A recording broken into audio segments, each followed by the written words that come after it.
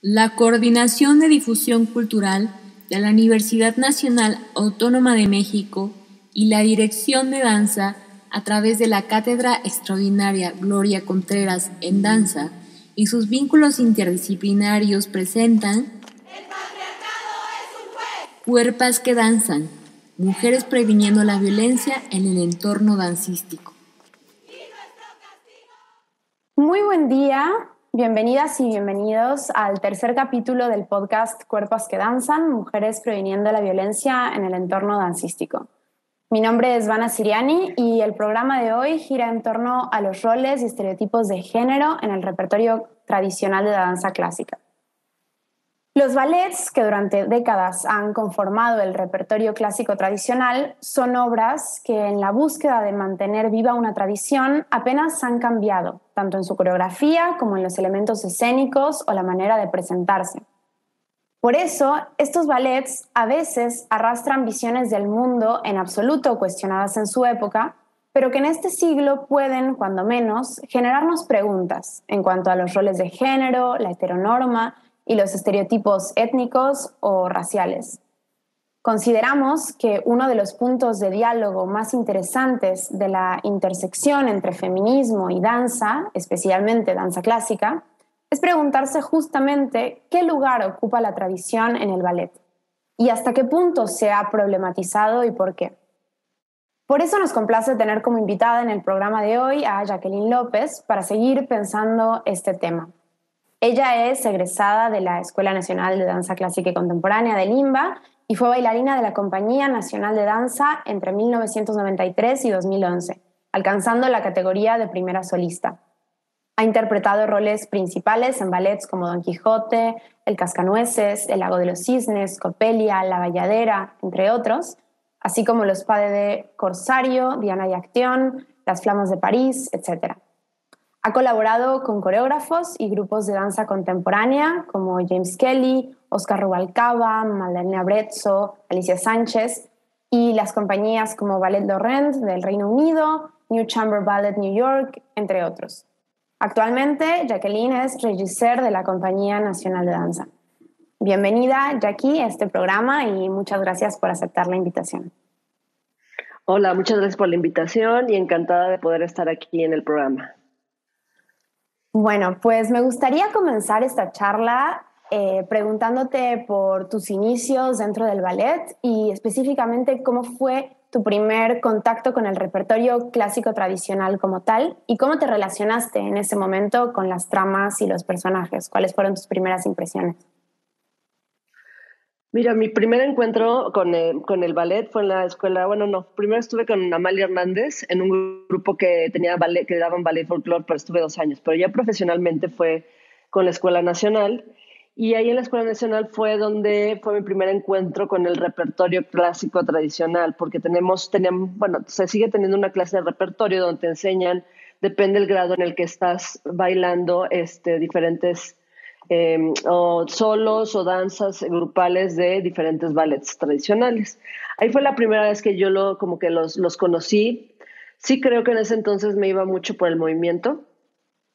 O sea, sí, obviamente, quería bailar cisne negro, sí, como tal, pero no tenía tan en mente esta cuestión de cómo abordar los personajes. Obviamente mi contacto más fuerte ya es cuando entro a bailar a la Compañía Nacional de Danza, y es ahí mismo también donde yo puedo empezar a tener este contacto, esta forma de ver a los personajes, las historias, cómo se llevan. O sea, al tener que bailar Don Quijote completo tienes que saber dónde estás parada. Un cisne negro que, por ejemplo, al principio yo me cuestionaba mucho, me empezó a hacer muchos cuestionamientos. Decía, ¿cómo puedo ser seductora si estoy haciendo una variación que es muy difícil? O sea, bueno, sí es muy difícil porque se hace 2 veces todo. ¿Dónde está lo sensual? ¿Dónde está lo atractivo? ¿No? Y entonces decir, ok, lo atractivo forma parte del virtuosismo que tú estás mostrando por el periodo en el que estás hablando, ¿no? De que me trabajaron roles de una manera muy distinta. Entonces ahí empecé yo a poderme involucrar más en toda esta cuestión de los personajes y de las historias del ballet. Claro. Y ¿Cómo sientes, porque en toda tu trayectoria, pienso que naturalmente tus perspectivas y tus visiones, tus impresiones de cómo interpretar a ciertos personajes fue cambiando? Entonces, ¿en qué manera sientes que ha ido cambiando a lo largo del tiempo ese acercamiento que has tenido y quizá también tus opiniones con respecto a algunos roles? ¿Cómo ha evolucionado tu perspectiva sobre, por ejemplo, en ese Cisne Negro de la primera vez que lo bailaste a las últimas, por ejemplo? No, pues evolución para mí, desde mi punto de vista, los roles que haces mucho, inclusive unos que haces que no haces tanto, o sea que, por ejemplo, Cisne Negro lo hice 15 años, por supuesto que evoluciona, porque si no se muere. Y algo maravilloso de la danza es que es un arte vivo, que eso es así, que no, o sea, pasa el momento, ¿no? Entonces, para que suceda eso también, y como humano, y bueno, yo como persona y como soy, no me gustan las cosas estáticas o que ya no continúan. A mí me encanta que siempre hay algo nuevo, estar descubriendo algo nuevo.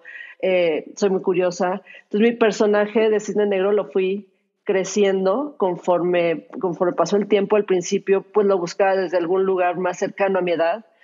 Me acuerdo que en alguna de las veces me inspiré mucho en la película El oscuro objeto del deseo de Luis Buñuel. Fue donde me inspiré de esta mujer loca que le tira el cubetazo de agua al hombre, o sea, como... Porque además yo nunca el Cisne Negro, por ejemplo, lo vi como el ser malo, yo lo veía como una mujer seductora, ¿no? El Cisne Blanco, por ejemplo, también tuvo su proceso cuando recién me lo ensayan a mí, me lo ensayan de la manera que menos te lo pudieras imaginar.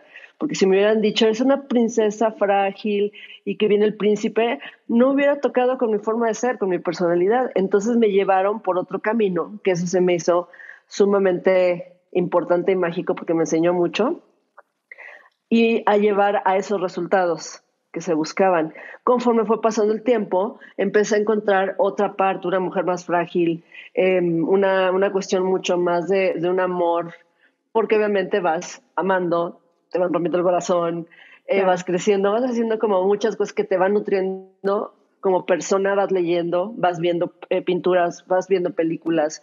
Entonces, todo eso va nutriendo para que tú puedas llevar a los personajes y los puedas ir cambiando, o que puedan ser cambiantes, siempre manteniendo las características de los roles que estás interpretando.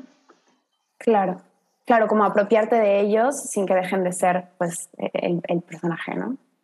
Exactamente. Y ya encauzándonos un poco más al tema en cuestión del programa de hoy, y pensando quizá, tomando como ejemplo algunas cosas que mencionaste recién sobre Cisne Blanco y Cisne Negro, ¿cuáles son tus opiniones sobre algunos de los estereotipos que presentan estos ballets tradicionales? Específicamente en términos de género, pero quizá en otros aspectos también. Por ejemplo, el hecho de que el Cisne Negro, por ser una mujer más fuerte y más seductora, normalmente se le dé el papel de la mala, ¿no? Y el Cisne Blanco, por ser más delicada, más suave, es como la buena. ¿Cómo has ido reflexionando en torno a esos estereotipos? Pues es que más bien ahí son personajes que están narrando una historia.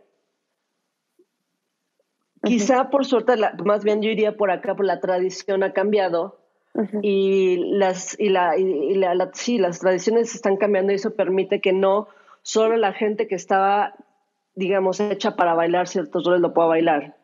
Digo, lo puedo mencionar, quizá en el pasado una afroamericana no pudiera bailar un cisne blanco. Y actualmente se está abriendo a eso y creo que es bien importante que cambien, siempre y cuando mantengan los caracteres, porque es un personaje. ¿Me explico? Sí. Ahora, los roles de género en el ballet, bueno, pues es como complejo, porque en sí las historias de ballet clásico, pues formula hombre-mujer, o sea, la mujer se presenta como mujer y el hombre se presenta como hombre. Pero en la actualidad también podemos tener ballets como el Trocadero, donde hombres formulan como mujeres y bailan con hombres. Entonces, si nos vamos a la tradición, obviamente, pues sí hay un género, o sea, sí existe el género en el ballet, o sea, hombre-mujer, Giselle se enamora de Albrecht, no Hilarion de Albrecht, esa sería nuestra versión que hagamos quizá en estos tiempos, ¿no? Pero en el cuento como tal, vamos a estar hablando de que Giselle es Albrecht, es la Sylphide y el escocés, es el cisne negro con el príncipe, o sea, tiene un género, o sea, sí lo tiene. sí está cambiando las cuestiones raciales también. Por suerte, creo que eso es algo muy, muy bueno, ¿no? Claro. Inclusive varias compañías actualmente tienen diversos bailarines con diferentes tipos. Inclusive la compañía aquí nacional, hay mucha variedad de gente, ¿no? O sea, tenemos altos, chiquitos, medianos, tenemos japonés, dominicanos, y muchas compañías apuestan por la personalidad. Yo me acuerdo que fui a tomar clases con Lines Ballet, y bueno, son muy altos, sí, pero son de diferentes formas. También hay gente bajita y cada uno tiene una potencia muy especial, que eso es algo en lo que yo sí creo y que me gusta mucho. Más allá del color, más allá del género, más allá de la forma, es el talento y la forma de hacer y de abordar el trabajo y las cosas. Y la personalidad. A mí me encanta apostar por la personalidad y si son diversas, mejor. Claro, claro, que cada quien le da como ese sabor, ¿no? Ese carácter. Totalmente. Ahora que decías lo de, por ejemplo, Albrecht no se enamora de Hilarión, me lleva un poco a la siguiente pregunta, que es, si consideras que estas tradiciones se pueden resignificar de alguna manera o adaptarlas a las perspectivas actuales, o que deben permanecer según lo establecido. Es decir, ¿consideras que es válido hacer una resignificación de los ballets o que eso ya es otra cosa y los ballets tradicionales, como siempre se han presentado, deberían mantenerse de la misma manera? Yo creo que las dos cosas también, o sea, pero aún así en los ballets tradicionales creo que en algunos casos hay que hacer ciertas revisiones, como el sonado caso de la danza china del cascanueces. Claro. O sea, además hay un movimiento en Nueva York que se llama Yellow Face, que es acerca de eso. O sea, no está proponiendo una forma ¿cómo decirlo? No está proponiendo o no se está pensando una forma, porque esto se inventó hace mucho tiempo atrás, nadie lo revisó, nadie se lo cuestionó ni pasó nada. Fue como más caricaturesco, o es caricaturesco, pensar que un chino es amarillo y tiene los dedos levantados y mueve la cabeza de un lado a otro. Eso significa que si me hicieran una danza mexicana, ¿qué nos ponen, no? O cómo nos identifican como mexicanos y nos caricaturizan. Que creo que la caricatura más como común del mexicano es el nopal, el personaje con un zarape y un sombrero, ¿no? Sería como decir que un mexicano es solo eso, ¿no? Entonces creo que hay casos donde se tendría que revisar y ver la manera de usar como la creatividad y ver la manera de qué otra forma se puede mostrar, digamos, la cultura china, por decirlo de alguna forma, ¿no? Uh-huh. Claro que también además se están cambiando en muchas compañías, ya han hecho modificaciones, porque además no es que se tenga que modificar totalmente, sino es eso, es ver qué partes. Estoy hablando en una cuestión de, digamos, mantener algo tradicional con una revisión.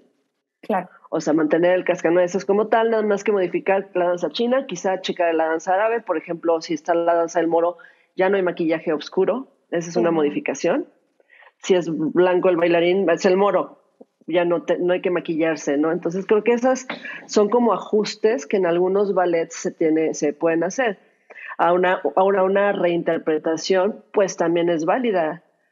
A lo mejor Giselle le gustaba Tilde, ¿no? Claro. O al final se escapa de amante. Estamos resignificando y el otro no la traicionó y se quedaba Tilde sola. Entonces ahí estamos resignificando, que creo que también es válido por la actualidad e incluso en la actualidad me estaba acordando, hablando también un poco enlazada con la pregunta anterior de diferentes tipos. Uh-huh. A nivel, por ejemplo, de ensayos, es algo que yo pienso y que me gusta aplicar. No me gusta, si estoy ensayando, por ejemplo, 5 o 4 von Rothbard del Lago, uh-huh. No quiero que los 4 sean iguales. Claro. O sea, no estoy buscando un estándar en un acierto, sino veo que tiene cada uno de ellos. A lo mejor uno de ellos es mucho más técnico, a lo mejor el otro es mucho más, da mucho más el carácter, a lo mejor al otro es tímido, pero entonces le voy a exaltar eso o lo voy a modificar. Pero no quiero forzar a ninguno a que se parezca a un solo prototipo, que creo que también eso pasaba mucho en el en el mundo de ballet, y creo que fue una transformación porque estoy leyendo, dentro de las cosas que luego leo y tengo abiertos varios libros, un libro que se llama Vaganova Today, donde ahí está mencionando que una de las maestras se enfocaba en cada persona, no hacía como para todo. Entonces creo que inclusive en los cuerpos de baile, aunque tienen que ir parejos, actualmente no quieres una bailarina, sino que es un conjunto de mujeres compartiendo un momento escénico, bailando en comunión, no siendo lo mismo. Creo que también es otra diferencia que yo veo que sí está sucediendo, pero que tiene que pasar y cambiar un poco esa visión de todas iguales. Sí, estamos iguales porque estamos juntas, no porque tengo que ser como ella. Y eso borra también todo este comparativo que existe, ¿no? Que una cosa es la competencia, que está bien, hay cierta estética que también la tiene que tener, pero puede tener esas pequeñas diferencias y exaltarlas, y personalidades y exaltarlas.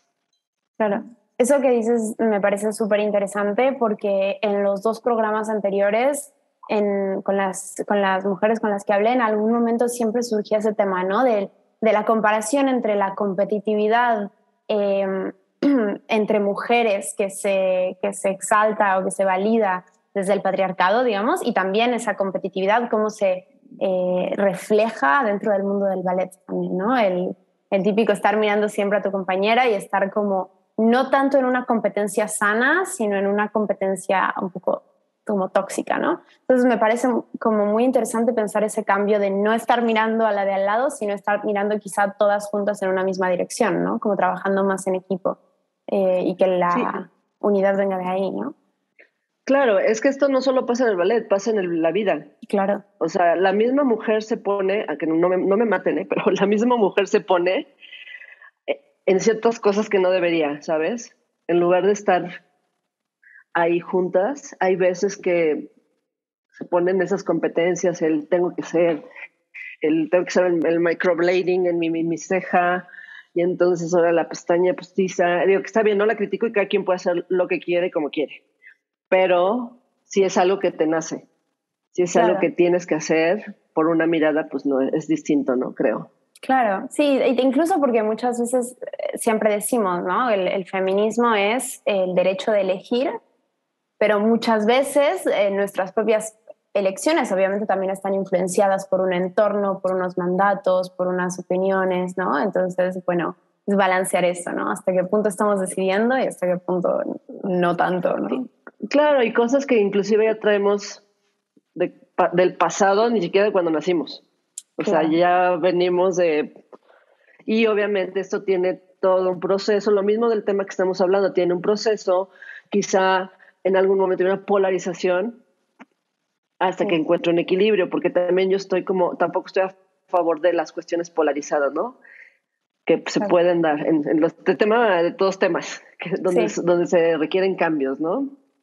Claro, sí, es una parte del proceso, ¿no? Para llegar a la síntesis.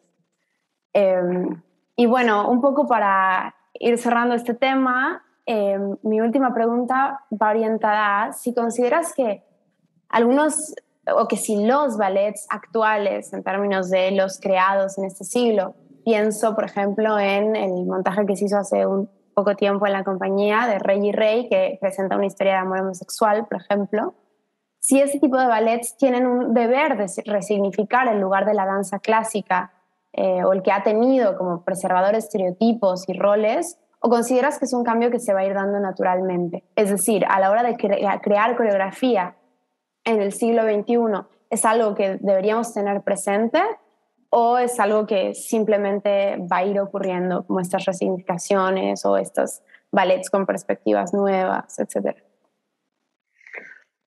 Mira, no es que ocurra, porque sí va a ocurrir, porque todo el arte y toda creación está permeada de los momentos actuales que se viven.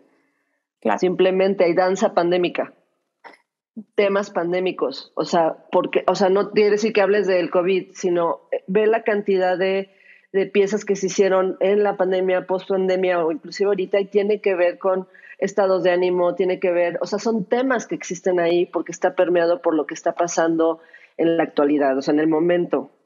¿Por qué? Porque pues, el creador lo vive, eso es una realidad. Ahora, por ejemplo, el ballet Rey y Rey está basado en un cuento. Hasta donde yo sé es el primer ballet con un tema homosexual que se me hace súper interesante.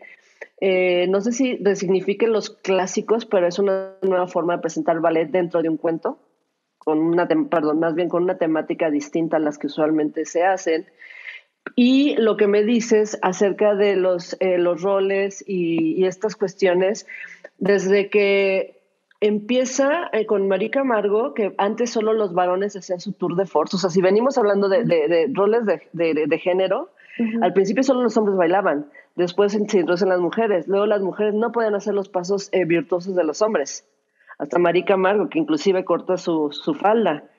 Claro. Y con el paso del tiempo, simplemente en ballet son cosas, digamos, que se empiezan a borrar los géneros, tanto en temáticas, porque son ballets divertimentos, o son piezas que hombres y mujeres son iguales. William Forsythe, hombres y mujeres casi hacen lo mismo. Estamos hablando de Marco Weck, por ejemplo, en que vamos a tener funciones en All Long Them Day, que hombres y mujeres visten igual. Y los hombres traen torso desnudo, pero las mujeres traen arriba un color carne, que es como lo mismo. Sí bailan juntos, pero hacen los mismos movimientos. Entonces ahí ya no estamos teniendo como tal un género. Y eso ha sido parte de, pues, como del proceso del desarrollo, donde las mujeres están bailando y saltando casi como los hombres, y los hombres moviéndose igual de rápido que las mujeres. En La La La Human Steps, por ejemplo, tiene en Amélie, no sé si la han visto, si la viste, hay un dueto que hacen dos chicos en puntas, pero están vestidos de hombre. Wow. Entonces, por ejemplo, ahí es un elemento femenino, si lo hablamos, la punta, que ya no es femenino porque ya muchos hombres están en punta y se está abriendo más hacia eso. Pero este video, te estoy hablando de esta pieza para videodanza, ¿de qué año será? Y ahorita la verdad no tengo el dato así como certero, pero sí es de hace mucho tiempo, en donde está usando lo que usa la mujer como elemento, no para parecer una mujer. Ser un hombre que está usando un elemento femenino en esos momentos. Insisto, actualmente, por suerte ya hay estas zapatillas del tamaño de los varones, porque antes se metían la que podían. Claro. Hay zapatillas de diferentes tonos. Estoy feliz porque, bueno, yo ya no paro tanto en punta, pero yo antes pintaba mis zapatillas porque soy morena y ahora ya venden de diferentes tonos, desde blancas, desde muy claras hasta oscuras. Entonces sí está cambiando, poco a poco está cambiando. Claro, sí, por ejemplo, eso de las zapatillas lo vi hace un tiempo en una publicación de Misty Copeland, pero ella hablaba de otra chica y decía como que estaba súper contenta porque le habían permitido bailar el cisne blanco con mallas y puntas de su tono de piel. Entonces, que antes como que siempre eso, el no poder usar mallas de su tono de piel como que les cortaba muchísimo la línea.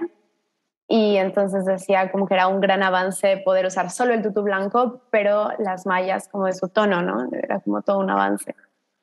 Pues sí, lo que pasa es que las mallas rosas realmente lo que están asemejando es la piel. Claro. Por eso son rosas, porque obviamente fueron, o sea, las primeras bailarinas empezaron Francia, Rusia, y bueno, morenas no eran blancas. Claro. Que si nos vamos a los patrones tradicionales y nos quedamos ahí, pues solo ellas podrían bailar ballet. Nos quedaremos ahí y no hubiera habido una cuestión con los brasileños, son buenísimos los cubanos, inclusive los estadounidenses, que generaron su propia forma, su técnica y todo eso, y a partir de Balanchín, que viene de Rusia, pero lo formuló con ellos allá, con sus cuerpos. Entonces obviamente la malla rosa con la zapatilla clara es porque era como su piel. Claro. Eso es lo que representaba. Claro, y ya después se quedó como tradición, ¿no? Como uniforme, sí, como se uniforme. queda como lo que es con lo que se baila, ¿no? Claro. Pues muchísimas gracias por hoy, por esta plática tan interesante. Es un tema como para seguir pensando siempre en conjunto. Y quiero agradecer también al público que nos estuvo sintonizando a lo largo de estos programas, así como a la Cátedra Extraordinaria Gloria Contreras por hacer este espacio posible. Conduce Mana Siriani, bailarina egresada de la Escuela Nacional de Danza Clásica y Contemporánea y estudiante de Letras de la Universidad de Buenos Aires, Argentina. Edición de audio, Melissa Minguer. bailarina egresada de la Escuela Nacional de Danza Clásica y Contemporánea, integrantes del Servicio Social de la Cátedra Extraordinaria Gloria Contreras en Danza y sus vínculos interdisciplinarios. Gracias por escuchar Cuerpas que Danzan.